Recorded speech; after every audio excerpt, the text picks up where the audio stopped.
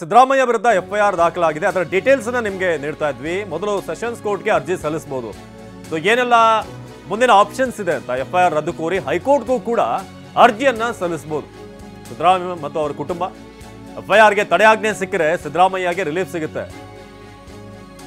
ರಾಜ್ಯಪಾಲರ ಅನುಮತಿ ಪ್ರಶ್ನಿಸಿ ಮೇಲ್ಮನವಿ ಸಲ್ಲಿಸಬಹುದು. ಏನು ಅನುಮತಿಯನ್ನು ಕೊಟ್ಟಿದ್ದಾರೆ ಅದನ್ನ ಪ್ರಶ್ನಿಸಿ ಮೇಲ್ಮನವಿಯನ್ನು ಸಲ್ಲಿಸಬಹುದು. ಮುಂದೆ ಏನೆಲ್ಲ ಆಪ್ಷನ್ಗಳಿದೆ ಅಂತ ನಾವು ನೋಡ್ತಾ ಹೋಗೋದಾದ್ರೆ ಸೊ ಇಂಥ ಒಂದಷ್ಟು ಅವಕಾಶಗಳಿದೆ. ಸೊ ಜೊತೆಗೆ ಎಫ್ಐಆರ್ ಏನಿದೆ ಅದನ್ನು ರದ್ದು ಮಾಡಬೇಕು ಅಂತ ಕೂಡ ಮನವಿಯನ್ನು ಸಲ್ಲಿಸೋದಕ್ಕೆ ಅವಕಾಶ ಇದೆ. ಹೈಕೋರ್ಟ್ಗೂ ಕೂಡ ಅರ್ಜಿಯನ್ನು ಸಲ್ಲಿಸಬಹುದು. ಈಗ ಎಫ್ಐಆರ್ ಏನಿದೆ ಅದನ್ನು ರದ್ದು ಮಾಡಬೇಕು ಅಂತ, ಕ್ಯಾನ್ಸಲ್ ಮಾಡಬೇಕು ಅಂತ, ರಿಜೆಕ್ಟ್ ಮಾಡಬೇಕು ಅಂತ. ಸೊ ಇನ್ನು ಎಫ್ಐಆರ್ಗೆ ತಡೆಯಾಜ್ಞೆ ಸಿಕ್ಕರೆ ಸಿದ್ದರಾಮಯ್ಯಗೆ ರಿಲೀಫ್. ರಾಜ್ಯಪಾಲರ ಅನುಮತಿ ಪ್ರಶ್ನಿಸಿ ಮೇಲ್ಮನವಿ ಸಲ್ಲಿಸಬಹುದು. ಸೊ ಈ ಒಂದು ಅವಕಾಶ ಕೂಡ ಇದೆ. ಏನೋ ಸಿದ್ದರಾಮಯ್ಯ ಅವರ ವಿರುದ್ಧ ಹಾಗೆಯೇ ಉಳಿದಂಥವರ ವಿರುದ್ಧ ಏನು ಎಫ್ಐಆರ್ ದಾಖಲಾಗಿದೆ. ಸೊ ಇದಕ್ಕೆ ಸಂಬಂಧಪಟ್ಟ ಹಾಗೆ ಸೆಕ್ಷನ್ಗಳು ಏನು ಅನ್ನೋದ್ರ ಬಗ್ಗೆ ವಿವರವಾಗಿ TV9ನಲ್ಲಿ ನೀವು ಗಮನಿಸ್ತಾ ಇದ್ದೀರಾ.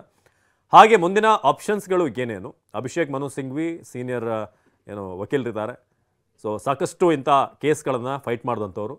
ಸೊ ಅವರ ಬಳಿ ಕೂಡ ಸಾಕಷ್ಟು ಚರ್ಚೆಯನ್ನು ನಡೆಸಲಾಗುತ್ತೆ. ಏನು ಮುಂದಿನ ಹೆಜ್ಜೆ ಹೇಗಿರಬೇಕು.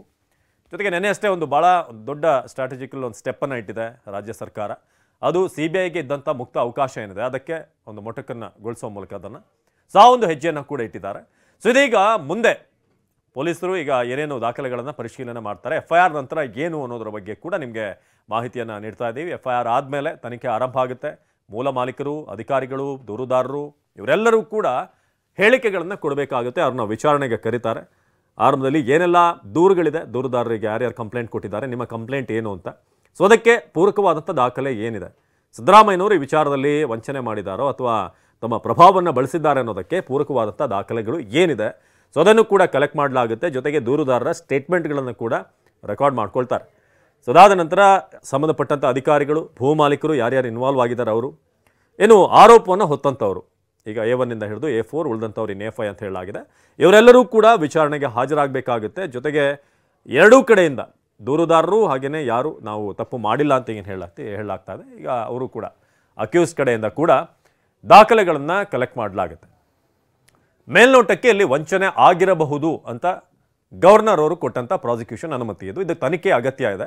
ವಂಚನೆ ಆಗಿರುವಂಥದ್ದು ಮೇಲ್ನೋಟಕ್ಕೆ ಆಗಿರಬಹುದು ಅನ್ನೋ ಸಂಶಯ ಇರೋದ್ರಿಂದ ಸೂಕ್ತವಾದಂಥ ತನಿಖೆ ಆದರೆ ಇದು ಕ್ಲಾರಿಟಿ ಸಿಗುತ್ತೆ.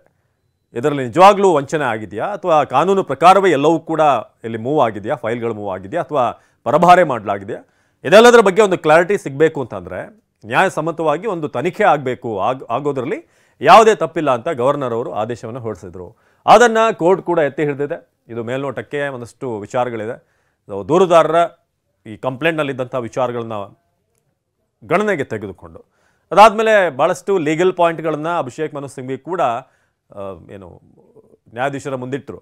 ಆದರೆ ಅದು ಯಾವುದೂ ಕೂಡ ಈ ಹಂತಕ್ಕೆ ವರ್ಕೌಟ್ ಆಗಿರೋ ಹಾಗೆ ಕಾಣಿಸ್ತಾ ಇಲ್ಲ. ತುಷಾರ್ ಮೆಹ್ತಾ ಸೇರಿದ ಹಾಗೆ ಉಳಿದಂಥವರೆಲ್ಲ ಒಂದಾದ್ಮೇಲೆ ಒಂದು ಪಾಯಿಂಟ್ಗಳನ್ನು ಹಾಕ್ತಾ ಹೋದರು. ಎಲ್ಲ ಕಡೆ ಯಾವ ಆಯಾಮದಲ್ಲಿ ನೋಡಿದ್ರು ಕೂಡ ಕೋರ್ಟ್ಗೆ ಇದರಲ್ಲಿ ತನಿಖೆ ಅಗತ್ಯ ಇದೆ ಅನ್ನೋದು ಕಂಡು ಬಂದಿರುವಂತಹ ಕಾರಣ ಆ ಒಂದು ಆದೇಶವನ್ನು ಈಗ ಹೊರಡಿಸಲಾಗಿದೆ.